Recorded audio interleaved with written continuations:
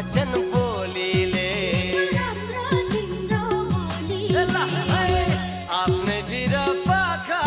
राम्रो निभरै छङ छङ गर्ने खोलीले